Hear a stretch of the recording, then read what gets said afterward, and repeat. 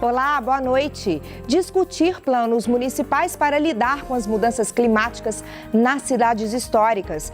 Esse é o foco do 7º Fórum de Sustentabilidade das Cidades Históricas de Minas Gerais, que começou na segunda e vai até sexta-feira. Você pode participar das atividades gratuitamente. Na edição de hoje, nós vamos falar sobre o encontro e também sobre o tema.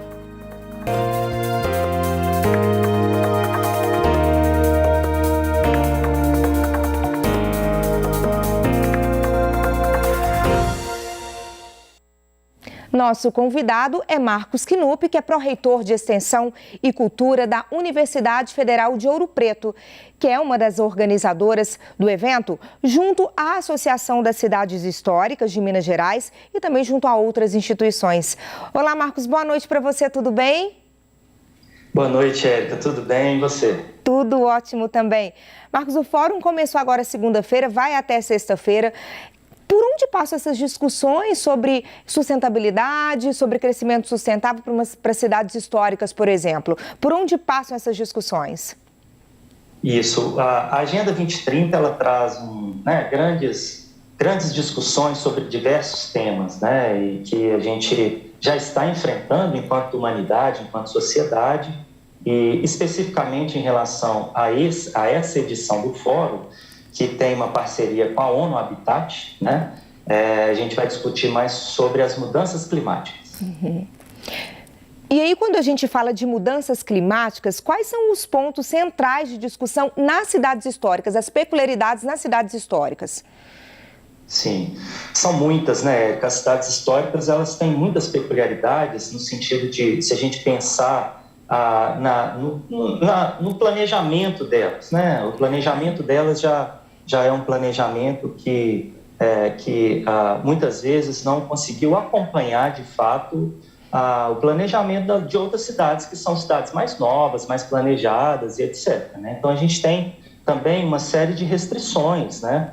Justamente por conta dos tombamentos das cidades, dos centros históricos, né? De alguns vilarejos históricos, e isso traz algumas limitações no sentido de que fica um pouco mais complicado, um pouco mais complexo da gente pensar na sustentabilidade dessas cidades históricas, né? E a questão climática, que ela passa muito por uma questão de trânsito, né? Uma questão da água, né? Uma questão da energia, né? Então, todas essas adaptações para as cidades históricas também traz uma complexidade muito grande para a gente poder pensar nessas realidades e, de fato, conseguir transformá-las em um ambiente mais sustentável, né? E, claro, a gente tem que pensar também nas comunidades, né? A questão social também é uma questão a ser levada em consideração quando a gente fala da sustentabilidade. Então, tudo isso traz para as cidades históricas um desafio muito grande, né? Um desafio muito grande em pensar, de fato, essa sustentabilidade em relação às mudanças climáticas e etc., para que a gente possa se adaptar da melhor maneira possível, né? E dar uma melhor perspectiva para as gerações futuras, né? Isso. Ô, Marcos, você está falando com a gente aí de Ouro Preto, não é isso? Isso. Ouro Preto é uma cidade aqui da região central do nosso estado, né? E aí, é uma cidade histórica, né, aqui pertinho de Belo Horizonte. E aí, em Ouro Preto, por exemplo, você falou com a gente dessa questão dos tombamentos, das regularizações das construções que são feitas pelo IPHAN, se eu não me engano, né, em que os moradores têm que se atentar a regras para essas construções na cidade. E vocês também, né, a própria prefeitura, enfim, as instituições da cidade também precisam estar atentas a essas regras para poder fazer as transformações, seja no trânsito, na estrutura da cidade mesmo. Hoje, avaliando Ouro Preto, o que você acredita que se faz mais necessário de mudança de estrutura para se adequar a essa questão das mudanças climáticas, da sustentabilidade mesmo? Do trânsito, da questão do trânsito, que você citou também para a gente? Isso, o trânsito, que é uma questão bastante delicada, sabe, Érica? Quem conhece Ouro Preto, né, entende bem isso que eu vou falar. As ruas são muito estreitas, né? Tem a questão dos ônibus, né? Então, a gente tem que ter uma adaptação melhor em relação aos ônibus, né? Da cidade, o transporte urbano da cidade, né? Não só os ônibus, é claro que agora aqui também tem os aplicativos, como em qualquer outro grande centro, né? Mas aqui, como uma cidade pequena, já tem os aplicativos de transporte, né? E etc. Então, quer dizer, a gente precisa pensar a cidade de uma maneira mais sustentável, por exemplo, em relação a essa emissão, né, de gás carbônico do combustível fóssil, né? Isso tudo a gente precisa colocar em pauta de fato, né? A gente ainda está numa pauta ainda um pouco muito mais inicial, digamos assim, pensando em dar mais acessibilidade às pessoas, né, na cidade e etc. Tem a questão do turismo, que é muito forte aqui e impacta diretamente o trânsito da cidade, né? Por conta das movimentações dos turistas, tem os ônibus também, os transfers, né, dos turistas aqui, tem transfer que vem de Belo Horizonte para cá e também tem os transfers daqui, tem agora aqueles ônibus temáticos, ônibus antigos, né? Isso tudo traz uma complexidade muito grande para a gente pensar, por exemplo, especificamente em relação ao transporte. Mas se a gente pensar por esse lado que você traz para a gente, nessa reflexão que é muito importante, né, Érico? A questão dos tombamentos, né? O tombamento aqui, claro, ele é feito pelo IPHAN, né? E a gente precisa pensar em todas essas adaptações, por exemplo, em usinas fotovoltaicas ou mesmo as residências colocarem aquelas placas fotovoltaicas. Isso tem um impacto patrimonial, digamos assim, visual, paisagístico grande na cidade, mas a gente precisa avançar nessas discussões, de fato, porque essas energias sustentáveis, elas ajudam, sim, a impactar menos o clima, né? Então, a questão da água, né? A questão do saneamento, né? Que também é uma das nossas mesas dessa edição do fórum. A gente precisa pensar nisso. A Ouro Preto ela é um berço de água, naturalmente, né? Tem muitas nascentes. A gente faz parte aqui de duas grandes bacias, né? A bacia do Rio Doce, a bacia do Rio São Francisco, né? E também a gente precisa pensar na questão da água, do saneamento, de fazer uma exploração mais sustentável da utilização dessa água, sabe?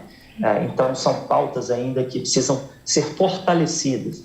Aí eu não vou dizer que é a prefeitura ou é a universidade ou, né, ou os empresários. Não, é todo esse conjunto, todos esses atores são extremamente importantes para a gente poder pensar questões, a sustentabilidade da nossa cidade, né? E isso, claro, se amplia para todas as outras cidades históricas, que cada uma na sua peculiaridade, mas também, por vezes, sofrem do mesmo problema, né? A questão, né, do plano diretor, desse planejamento, todas estão, de certa forma, discutindo a questão do plano diretor, que foi uma das nossas mesas de discussão, né? Então, tudo isso faz com que a gente fique atento a esse planejamento mais adequado, levando em conta a sustentabilidade, a questão climática, né, do nosso planeta. E aí, Marcos, todas essas pautas, elas vão ser discutidas nesse fórum. Você está falando aqui com a gente hoje pela Universidade Federal de Ouro Preto, que é uma das organizadoras do evento, junto também com a Associação das Cidades Históricas de Minas Gerais e outras instituições também.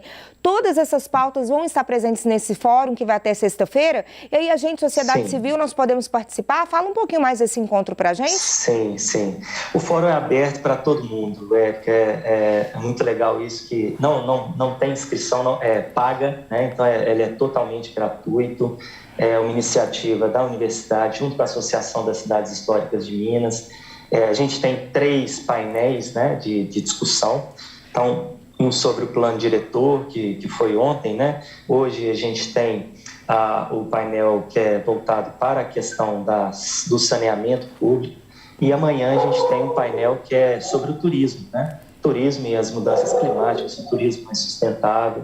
E temos os minicursos, são diversos minicursos, e a gente tenta fazer uma articulação, né? Não ficar só a cargo da universidade, levar os seus especialistas, os seus professores, seus técnicos e os seus alunos. Então, ele é mais aberto, a gente traz sempre pessoas, gestores públicos de outros locais, das prefeituras, do Estado, até mesmo do governo federal para essas discussões, e também a sociedade civil organizada, né, que está também junto nessa discussão, junto conosco. Então, a gente faz uma mistura, né, entre esses vários atores da universidade, da gestão pública municipal, estadual e federal, né, trazendo aí uma visão um pouco mais ampliada de todas essas discussões, né? Então, o fórum ele é aberto a todas e todos, né? É um prazer recebê-los. A gente tem inscrições assim, de pessoas do Brasil inteiro, sabe? Então, isso para a gente é uma satisfação. É a universidade saindo, de fato, dos seus muros, né? A gente fazendo esse diálogo junto com a sociedade, isso para a gente é muito gratificante, isso nos retroalimenta, né? Isso nos retroalimenta. Que é, inclusive, um dos tripés aí da universidade, né? Essa questão de estar na comunidade, trabalhar em prol da comunidade e envolvê-la também dentro dessas discussões. E aí você citou pra gente, falou a questão de minicursos, né? Que a gente vai ter, que esse evento também, ele contempla essa questão da realização de minicursos. A quem eles são destinados, Marcos? E que tipo de cursos são esses? São minicursos também destinados a todo tipo de público, sabe, Érica? Assim, a gente tem uma inscrição muito grande de gestores públicos municipais, né? É um foco muito importante para a gente, uma vez que a gente, de fato, contribui para essa qualificação desses gestores, né, públicos municipais que podem também participar, né? Isso, de certa forma, ajuda, é uma ajuda, é um auxílio nosso para esses cursos, para esses gestores especialmente. Mas a gente tem participantes das universidades, discentes, até mesmo docentes, né? E também a sociedade civil, de modo geral, né, participam dessas discussões, né?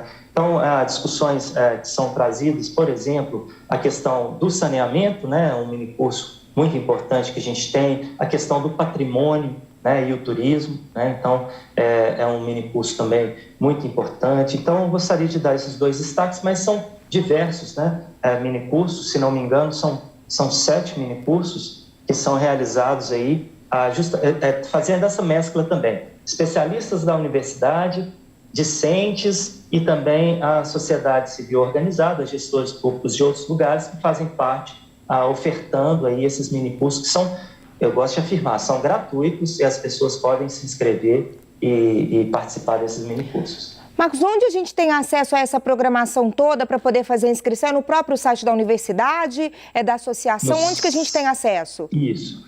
No site da universidade vocês têm acesso, no site da associação tem acesso, no site da Associação dos Municípios Mineiros também tem acesso, né? E aí tem o link, o link da inscrição é daquele site Eventbrite, né? Sim. E ali as pessoas podem clicar ali e fazer a inscrição, onde que elas gostariam de participar ali dentro daquela programação do fórum, né? Como você disse, são segunda a sexta-feira, né? Segunda, terça e quarta são os painéis de discussão, né? As mesas de discussão, e de segunda a sexta são os minicursos. Bom, nós vamos deixar aqui então para o nosso telespectador aqui na tela qual o site que você entra para poder fazer essa inscrição e conferir toda a programação desse evento, desse fórum que vai até a próxima sexta-feira. Começou ontem, segunda, e vai até sexta. Marcos, muito obrigada pela participação aqui com a gente hoje. Uma boa noite para você. Eu agradeço muito, Érica. Muito obrigado. Então, estão todas e todos convidados aí a participarem conosco desse evento. Para a gente é uma satisfação muito grande poder fazer essa contribuição, né? Então, para a gente é muito importante mesmo a participação de todos vocês. Isso aí, tá dado o recado. Abraço, Marcos. Tchau, tchau. Abraço. Obrigada a você pela companhia. Uma ótima noite. Amanhã eu te espero às 8 em ponto. Até lá.